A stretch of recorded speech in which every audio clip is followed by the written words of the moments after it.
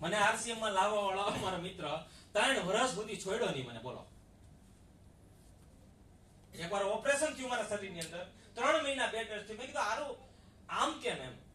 હું પહેલેથી માનતો હતો કોઈ શરીર સારું રહેવું જોઈએ. આજની તારીખે મારા ઘરની અંદર સીઝનના ફ્રૂટ આવે, ક્યારેય નબળી વસ્તુ ખાધી નથી.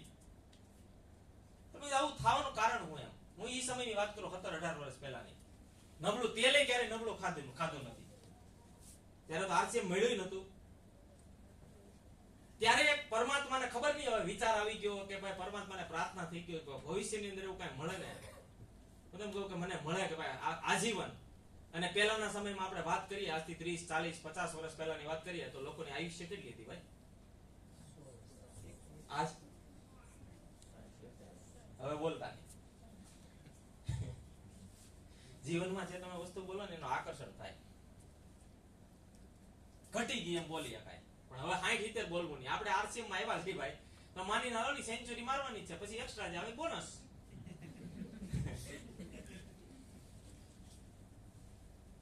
એટલે હું એટલા માટે કહી શકું, મેં છેલ્લા 3 વર્ષમાં પ્રયોગ કર્યો છે. મેં મારી ઘરવાળીને મોતના મોઢામાંથી લઈ આવેલો છું પાછો. રાતે એમ કહી દે કે સવારમાં બહાર નીકળે નો નીકળે ની ગેરંટી નહીં. મને કે 10 કલાકે હાલે ઓપરેશન ને 12 કલાકે હાલે, મને કે આની ગેરંટી નહીં. હું ક્યારે કહી શકતો ભાઈ સેન્ચુરી મારવાનું? હું વાત કરીશ તમને, પણ હું જે વાત કરતો હતો ભાઈ શરીરને કઈ થવું ન જોઈએ. અને ખબર નહીં ભગવાનને પ્રાર્થના થઈ ગઈ અને ઉડતું આરસીએમ મારી પાસે આવ્યું બાળપણના મિત્ર દ્વારા તેલથી. અહીંયા તો પાઉચ છે, ભોળાભાઈ પાઉચ એટલે મોટો ડબ્બો ન લેવા. ડબ્બો જોયો કોઈ? તો એવડો આવે, ઉપર ખાખી કલરનો ખોખો આવે, અંદર પીળું કેન નીકળે. નરેશભાઈ આવો તેલનો કેન આવ્યું મારી પાસે. એટલે મને કહે કે આ તેલ વાપરવાનું છે ઘરમાં. મને સીધો જ સવાલ થઈ ગયો, હું લેવા? તમને સવાલ થાય?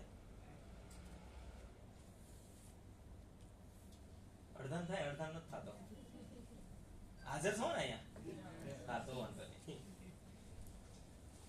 ભલે જે કાંઈ હોય, ઘણા બધા રેકોર્ડિંગ કરે છે, પણ હું એમ કહું મોબાઈલ છે ને ઘડીક સાયલેન્ટ કરી દો. સાયલેન્ટ ન કરી કરતા હોય તો સ્વિચ ઓફ કરી દો. મારા મોબાઈલમાં ભોળાભાઈ 24,000 ફોટા છે. કેટલા? હું ફોટા પાડું, સ્ક્રીનશોટ પાડું, બધું. પણ હરામ બરોબર એમાંથી મેં કાઢીને કઈક કર્યું હોય તો એવું નથી. હું સ્પેશિયલ સમય આપું જ છું પોતાને. પણ હું તમને એક વાત કરી દઉં, જો આજે પહેલી વખત કે અથવા તો અહીંયા આવતા થાય, હું ખબર, હું તમને અનુભવ, એ મારો પોતાનો અનુભવ કહું, પોતાનો એક્ઝામ્પલ આપું. એટલે તમે સ્વિચ ઓફ કરતા પહેલા કે સાયલેન્ટ કરતા પહેલા કે કાપતા પહેલા છે ને, જો ઘરે કઈ આવ્યા છો ને કે આરસીએમ ની મીટિંગમાં જાય છે, નકર થાય કે હું કહું તમને. મને પહેલી વાર સામાન ચાલુ થઈ ગયો ઘરની અંદર, ફાયદો હતી, હું તો વાત કરીશ હમણાં. પણ મારો મિત્ર આવ્યો, મને કે હાલની, મને કે કામ છે 2 વ્હીલ લઈને.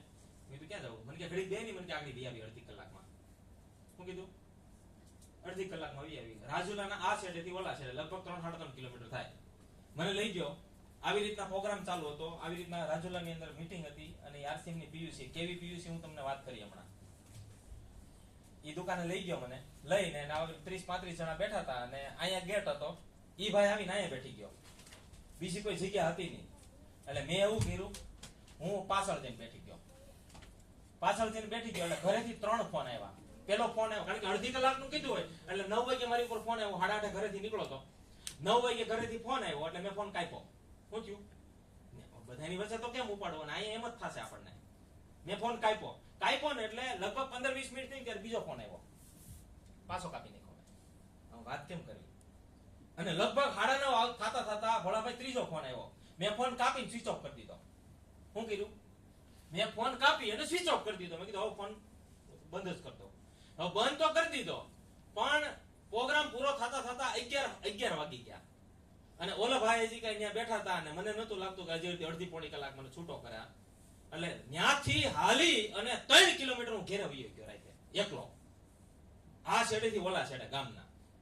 હવે જેવો ઘરે પહોંચ્યો ને, આવીને કે ઓય બાપા, ઓય મને આ તો આવ્યો. ઈ કે ગયો હતો ક્યાં તું? ઈ કે બેને આમ મોકલા, બેને આમ મોકલા, બેને આમ મોકલા, તારો ફોન સ્વિચ ઓફ થઈ ગયો. ઈ કે 3 વખત કાપ્યો હતો ક્યાં તું? ઈ કે જાતો નહીં મને કે કોઈ દીધું થાય. આવું ખબર વગર ના આવું તે ઘરમાં હું પરિસ્થિતિ, કેવા કેવા વિચારો આવે મને કયો જી.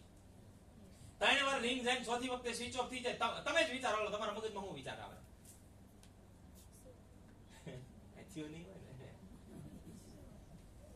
અને મેં છેલ્લા 5 વર્ષમાં ઈ મારા પરિવારને છે ને મેં ભૂલવાડી દીધું. હાવ હું વાત કરીશ તમને.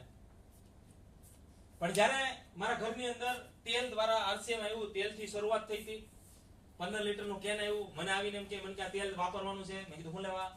મને કે સારું છે. મેં તો સારું મારી પાસે પડ્યું છે 300 ડબ્બા, તારે કેટલા જોઈએ? જોઈએ કે બિચારો બિચારો નહીં. આજ આપણે ક્યાંય ગયા હોય નરેશભાઈ, નિમાણા માટે પાછા આવી બિચારો નો કહેવાય, શું કહેવાય? વહી ગયો બિચારો, નો સમજાવી ગયો મને. વહ્યો તો ગયો, પણ 3 વર્ષે પાછો આવ્યો. આવીને મને કે